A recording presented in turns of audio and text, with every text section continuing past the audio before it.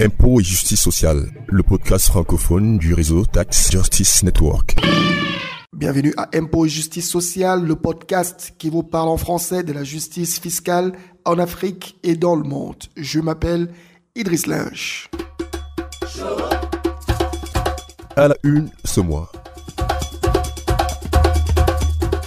Ce mois, une grosse actualité internationale de la justice fiscale avec la publication par le panel FACTI de son rapport final sur la transparence, l'intégrité et la responsabilité financière dans le monde. Nous aurons l'occasion d'écouter un de ses présidents, l'ex-ministre malien Ibrahim Hassané Magaki, mais aussi le professeur Karim Daher qui est un des membres de ce panel.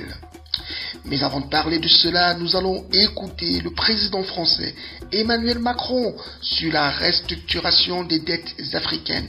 L'Afrique a besoin qu'on lui accorde de la souplesse sur sa dette. Mais selon le président français, on ne peut accorder cette faveur au profit de la Chine. Notre invité est Symphorien Zana. C'est un expert camerounais de la fiscalité et son dernier livre parle d'une fiscalité 3.0 pour le financement du développement dans le monde. Il sera en posture d'invité. Je rappelle que vous pouvez suivre ce programme sur nos pages de podcast impotsocial.libsyn.com, Libsyn avec SYN à la fin, ou encore sur la page de taxcast.com en cliquant sur l'onglet en français. Vous pouvez aussi interagir avec nous sur notre page Twitter, #impotsocial, notre page Facebook, Impôts et justice sociale, ou encore nous écrire par email à l'adresse impôt-social@outlook.fr. Et pour ceux qui ont l'application Stitcher, vous y retrouverez le programme. Voilà pour la une, à tout de suite pour les détails.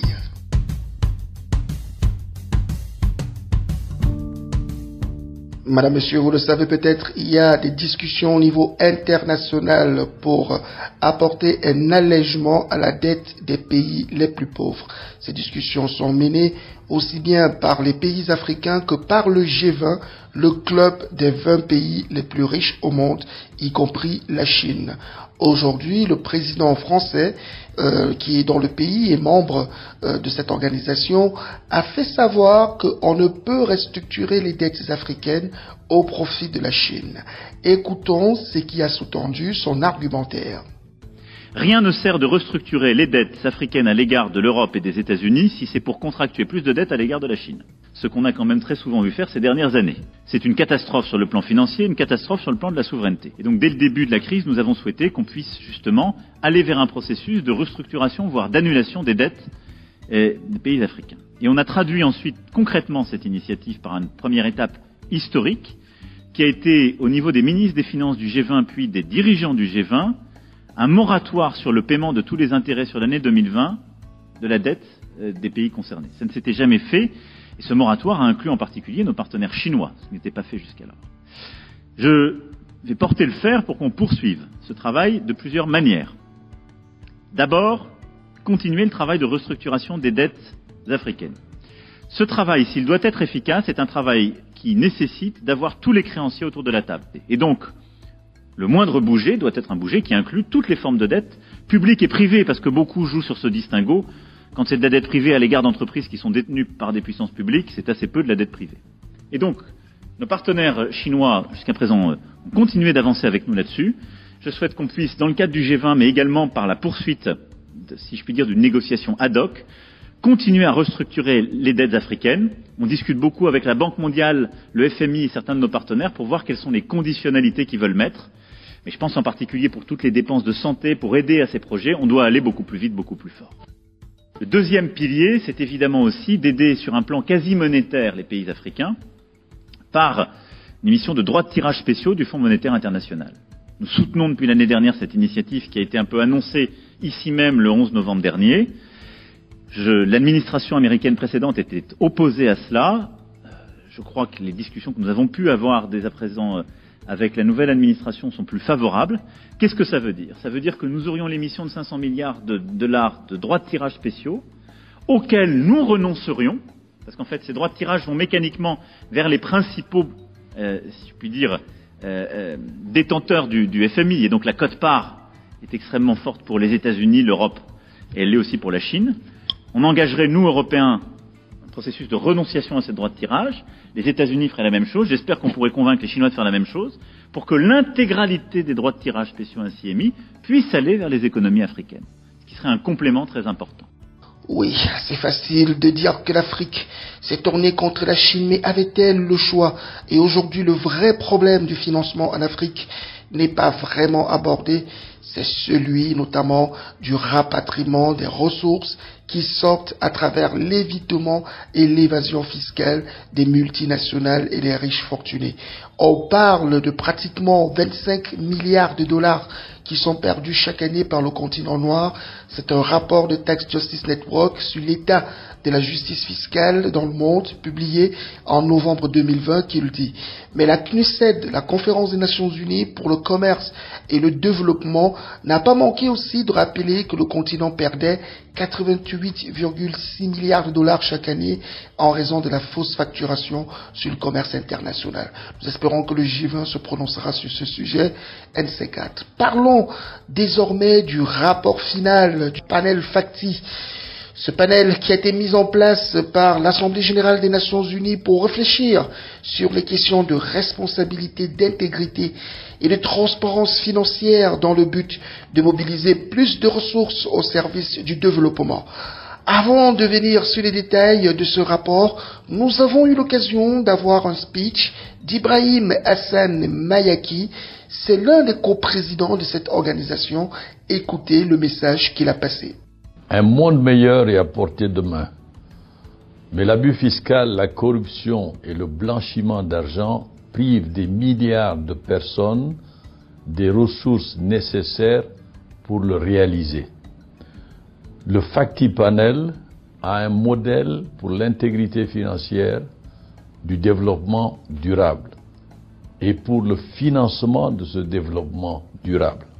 Il comprend un pacte mondial des Nations Unies pour récupérer les ressources perdues et les utiliser afin de financer l'éradication de la pauvreté, la reprise liée à la Covid-19 et l'action climatique. Des mesures de réforme et de revitalisation de l'architecture mondiale avec des règles et standards coordonnés permettront de récupérer notre richesse perdue. Ce programme est évidemment ambitieux. Il doit l'être. C'est pourquoi tout le monde, des gouvernements aux entreprises en passant par les personnes ordinaires au sens propre du terme, tout le monde a besoin de jouer son rôle dans ce défi. Si nous suivons ce qui est préconisé, nous pouvons construire un futur plus inclusif, plus équitable et durable. Nous méritons ce futur. Donc, commençons à le construire dès aujourd'hui en gardant à l'esprit ce slogan que nous avons, l'intégrité financière pour le développement durable. Message très poignant du professeur Ibrahim Hassan Mayaki. Nous allons maintenant écouter une entrevue que j'ai eue avec Karim Daher. C'est un professeur de droit, un expert en fiscalité et en législation fiscale qui est basé au Liban, mais qui est un des membres du panel. Il a accepté de décortiquer avec nous les contenus de ce rapport. Écoutez l'interview que j'ai eue avec lui.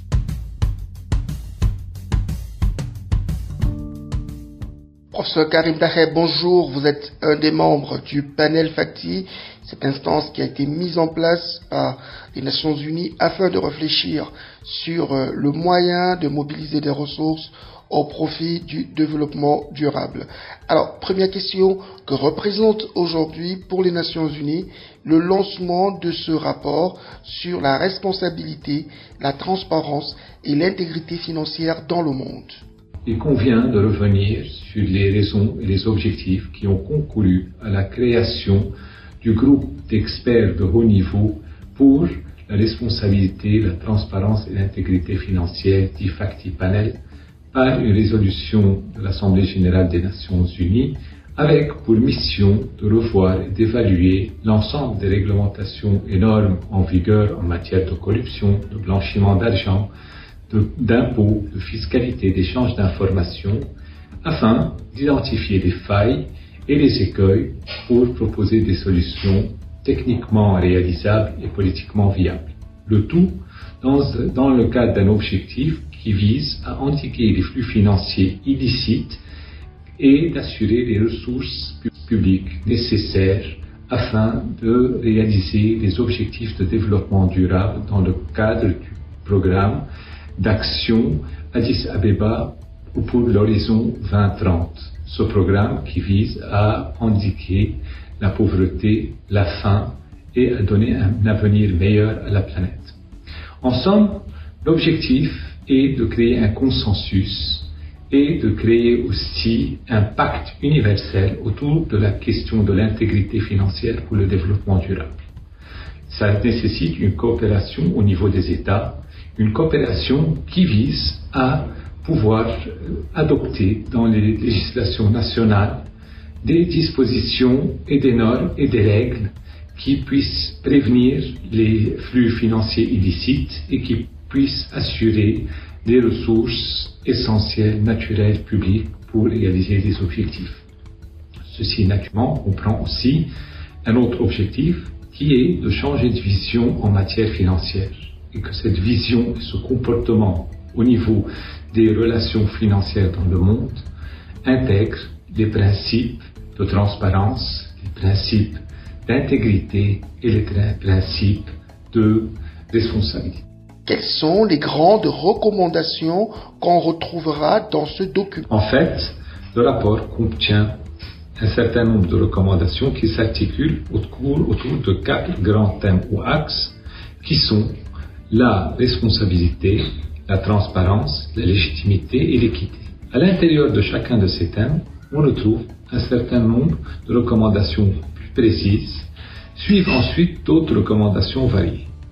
Il y a en tout et pour tout 14 recommandations qui tracent la voie à suivre pour les parties prenantes au développement durable.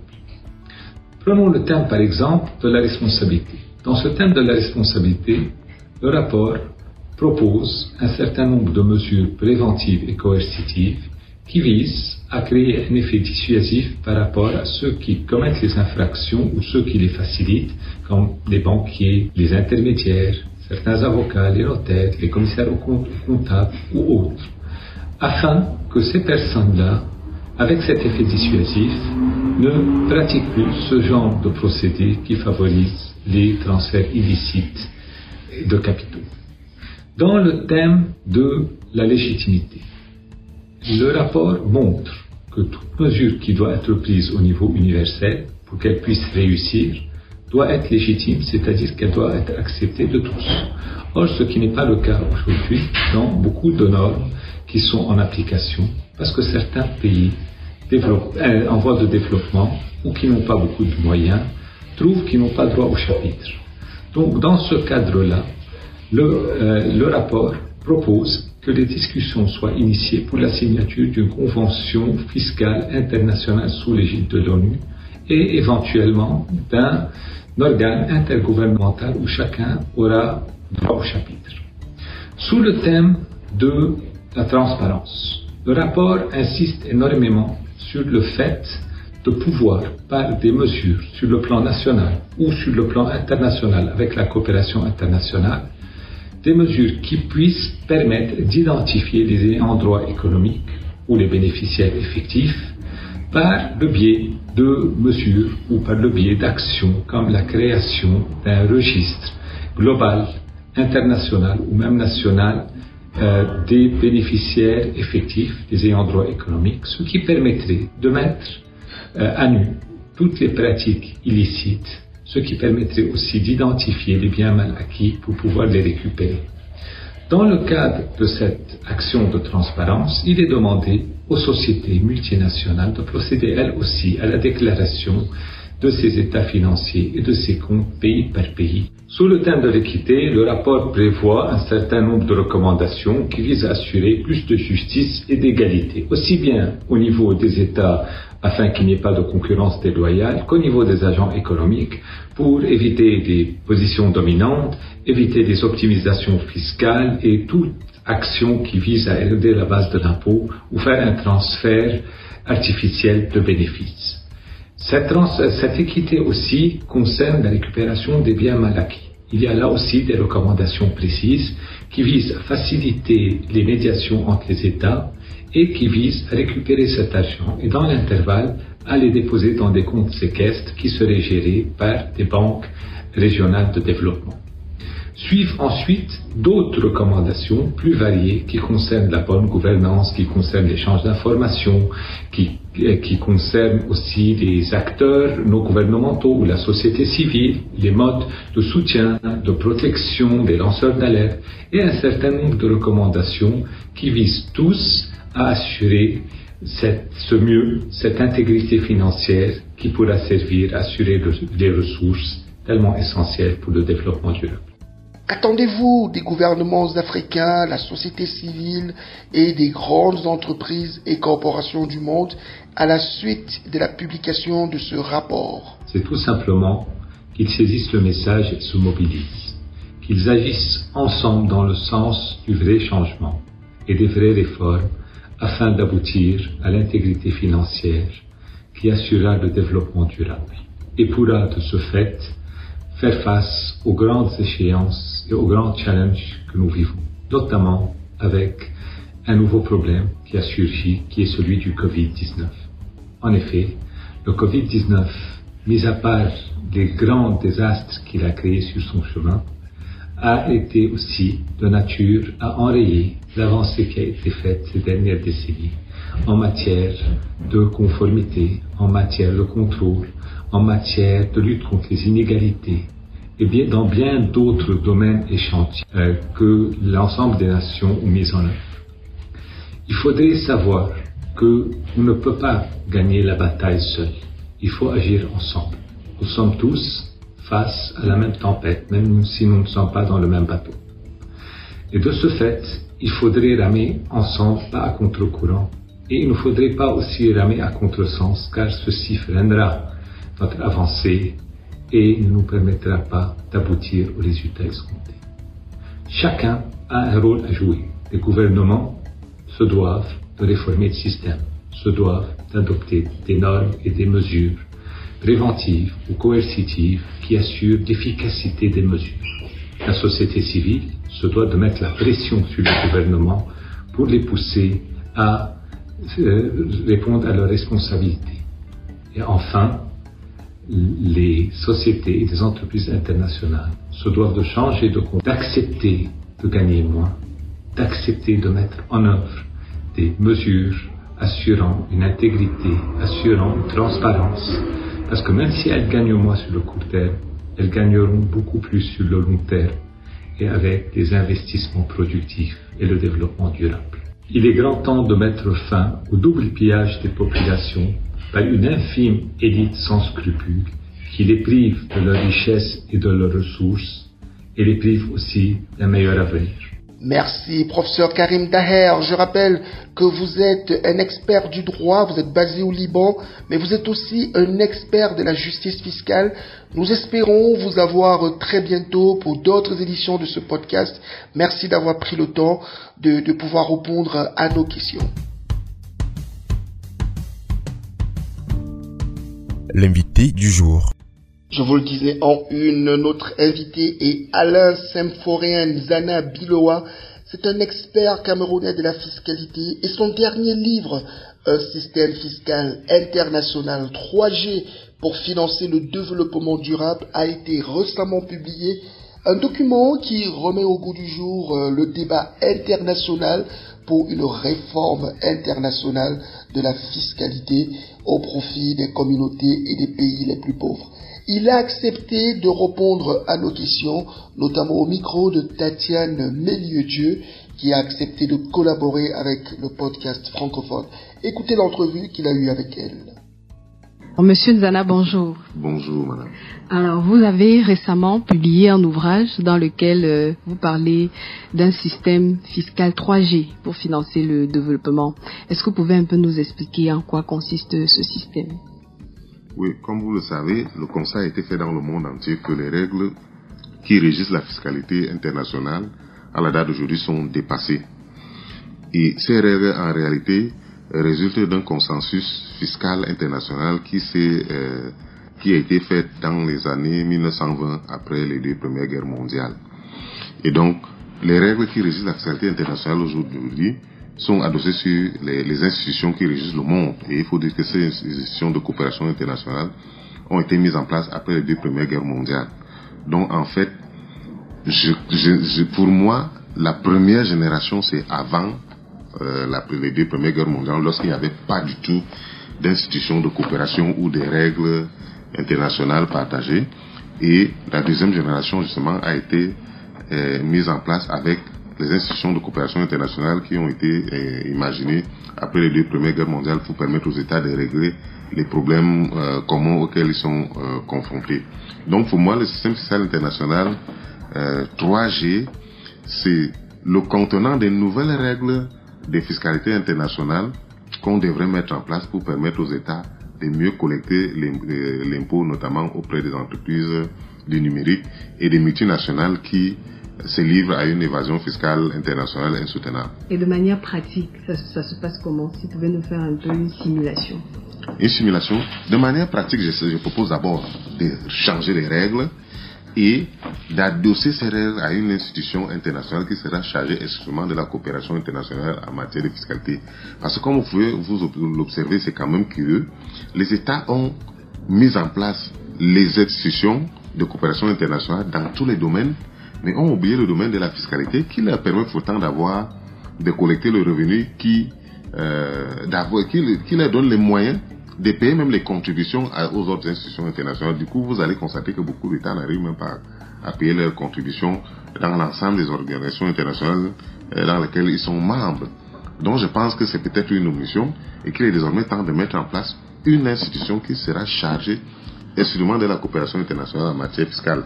Il y a des institutions qui le font, mais d'une manière qui n'est pas encore précise. Notamment, nous avons l'OCDE, et malheureusement, l'OCDE ne regroupe pas l'ensemble des pays du monde comme l'ONU. Il y a également l'organe de l'ONU qui s'occupe de la coopération en matière de développement, ça s'appelle comment? Le Conseil économique et social de l'ONU, qui a un pan réservé à la coopération fiscale internationale, mais qui est lâche, c'est-à-dire il n'y a pas de la fermeté, il n'y a pas de la cohésion. C'est-à-dire que le Conseil économique et social n'a pas, par exemple, les mêmes pouvoirs que le Conseil de sécurité de l'ONU a en matière de sécurité. C'est-à-dire qu'il peut arrêter les règles et même sanctionner éventuellement ceux qui ne respectent pas ces règles. Donc, il faut repenser en fait la coopération internationale en matière de fiscalité et renforcer le rôle soit du Conseil économique et social, soit de mettre en place une institution qui va donc reprendre les travaux qui ont déjà été faits par le Conseil économique et social et les travaux faits par l'OCDE. Vous dites également dans cet ouvrage qu'il y a un paradoxe entre les incitations fiscales destinées à booster les investissements et de l'autre côté la hausse des volumes de fuite de l'impôt. Comment comprendre ce paradoxe? Oui, en réalité, il ne s'agit pas d'un paradoxe parce que, en fait, vous verrez que certaines incitations fiscales ne sont mises en place que pour permettre aux multinationales d'éviter l'impôt. Vous avez par exemple les régimes préférentiels qui sont mis en place dans ce qu'on appelle généralement la concurrence fiscale dommageable. C'est-à-dire des pays qui n'ont aucune activité économique qui se déroule sur leur territoire, mais qui donnent des incitations fiscales aux entreprises qui réalisent des activités réelles dans d'autres pays, mais leur donnent des incitations fiscales qui sont totalement déconnectées de leur économie. Donc c'est ça le problème. Il y a des incitations fiscales qui ne sont mises en place que pour permettre aux entreprises d'éviter l'impôt. Alors, comme pour vous donner raison, il y a l'ONG Tax Justice Network en 2020 qui a publié le premier état de la justice fiscale dans le monde. Et il est dit dans ce rapport que l'Afrique perd chaque année 25 milliards de dollars sur la fraude fiscale des multinationales et des riches fortunes. Est-ce que vous partagez cette estimation en termes de chiffres? Bon, tout le monde sait que l'Afrique perd beaucoup d'argent dans l'évasion fiscale internationale. Mais l'estimation, je n'ai pas des instruments qui me permettent de valider ou d'invalider cette estimation. Je pense que Tax Justice Network est beaucoup plus pointillé que moi. Mais c'est des chiffres que je prends, tout comme il y a une estimation qui a été faite par Gabriel Zuckman, qui est membre de l'ECRI, qui a publié un ouvrage qui s'intitule La richesse cachée des nations. Et là-dedans, il a démontré qu'en valeur relative, l'Afrique perd plus de ressources dans l'évasion fiscale internationale que l'Europe. Parce que le pourcentage du PIB et les recettes fiscales que les pays africains paient dans l'évasion fiscale internationale avoisine les 40% du PIB, ce qui est énorme en valeur relative. J'aimerais que vous reveniez un peu sur cette question de fiscalité des multinationales. Vous, comment est-ce que vous appréciez cela? Quel est votre regard? Mon regard est celui d'autres auteurs dans le monde qui ont observé le comportement des multinationales. Les multinationales s'arrangent à transférer l'essentiel de leurs bénéfices dans les paradis fiscaux, là où il n'y a pas d'impôts à payer, pour ne pas payer les impôts dans les pays où elles exercent effectivement leurs activités, là où elles produisent de la richesse. C'est un comportement, c'est connu de tout le monde, en utilisant des instruments pernicieux de l'évasion fiscale internationale. Donc, les multinationales, je veux dire que l'évitement de l'impôt, c'est quasiment incrusté dans l'ADN d'une multinationale. Il y a des filiales des multinationales qui ne sont créées que pour permettre à la multinationale d'éviter l'impôt, qui n'ont rien à voir avec la production à faire dans tel endroit, à tel endroit ou à tel endroit. Alors, qu'est-ce que dans votre livre vous proposez donc comme voie de sortie, si on peut le dire ainsi, sur cette problématique de fiscalité des multinationales qui s'est aujourd'hui internationalisée? Il faut changer les règles. Il faut dire que les règles en place à la date d'aujourd'hui permettent l'imposition des multinationales sur la base de chacune des filiales. C'est-à-dire que tous les États, chacun des pays impose la filiale qui est implantée sur son territoire sans tenir compte du résultat d'ensemble qui est réalisé par la multinationale. Vous verrez que quand vous allez observer les résultats d'une multinationale, vous verrez que elles sont généralement bénéficiaires dans une poignée de pays, notamment les paradis fiscaux, et dans la plus grande partie des pays, notamment les pays à fiscalité normale, si je peux parler en ces termes, elles sont plutôt déficitaires. Il est question de changer les règles, de faire en sorte que on impose la multinationale sur l'ensemble de son résultat dans le monde et répartir l'impôt à l'ensemble des pays dans lesquels la multinationale exerce ses activités en tenant compte justement du pourcentage de chiffre d'affaires ou des investissements et de l'emploi dans chaque pays. Parce qu'il y a des pays dans lesquels, en fait, les multinationales n'ont pas d'activité réelle. Mais c'est dans ce pays où, curieusement, ils réalisent les plus gros bénéfices. Alors, pour sortir, le FACTI Panel a lancé son rapport sur l'intégrité financière dans le monde seulement hier, il y a quelques heures. Quels sont les messages forts que vous pouvez apporter à ce débat? Déjà, je partage une des recommandations du FACTI relative notamment à l'amélioration de la coopération internationale, notamment en ce qui concerne la fiscalité. Oui, l'intégrité financière, c'est un ensemble de choses qui forcément intègre la donnée fiscale, parce qu'en fait, c'est l'impôt est la principale source de revenus des États, la source pérenne des revenus des États. Et quand on met en place un projet de développement comme les EDD, forcément les États vont s'appuyer principalement sur l'impôt. Et c'est la raison pour laquelle, lors de la 3e conférence internationale sur le financement du développement qui s'est tenue à Addis Abeba en juillet 2015, soit 3 mois avant l'adoption des ODD, tous les États ont convenu qu'il était important de renforcer la coopération internationale en matière de fiscalité afin de permettre aux États d'améliorer leur potentiel de collecte de l'impôt, d'optimiser leurs recettes fiscales. Et vous verrez que dans le programme des ODD, il y a l'objectif numéro 17 qui renvoie en fait à la revitalisation des coopérations dans le monde, de la coopération dans tous les domaines, et particulièrement en matière de fiscalité. Et je dois dire qu'il y a eu déjà des suites à cette conférence internationale sur le financement du développement, avec la 10 initiative taxe, avec certains frémissements des réformes qu'il y a déjà eu dans le monde, notamment les travaux encore au sein de l'OCDE, dans le cadre du cadre inclusif de l'OCDE. Ces travaux font toujours suite aux engagements que les États ont pris lors de cette 3e conférence internationale sur le financement du développement. Donc, s'il faut vous résumer, renforcer la coopération, changer les règles, renforcer la coopération en mettant en place une institution internationale sur laquelle va s'adosser la coopération internationale en matière de fiscalité. Merci, monsieur. C'est moi qui vous remercie. Merci Tatiane, merci à vous professeur. Nous allons certainement revenir sur cette publication. Nous aurons l'occasion de décortiquer encore plus dans le détail parce qu'aujourd'hui, il est évident que le débat sur un système fiscal est défendu par une majorité de l'opinion publique internationale, notamment aussi au sein de Tax Justice Network. N'hésitez pas à aller lire les productions d'Alex Cophram ou encore de Nicholas Jackson qui ont tous émis les bonnes hypothèses à travers lesquelles on pourrait parvenir à une internationalisation de la fiscalité. Voilà, c'est ce qui était prévu ce mois pour votre podcast francophone. Je rappelle que vous pouvez écouter ce podcast sur la page de podcast impotsocial.libsyn.com, Libsyn avec SYN à la fin. Mais vous pouvez aussi aller sur la page du podcast de Tax Justice Network qui s'appelle thetaxcast.com et vous cliquez sur l'onglet en français. Vous pouvez interagir avec nous en allant sur notre page Twitter, #ImpoSocial ou notre page Facebook Impôt et Justice Sociale. N'hésitez pas aussi à nous écrire à l'adresse impôt-social@outlook.fr. Et pour ceux qui ont Stitcher, allez sur l'application et recherchez le podcast que vous trouverez.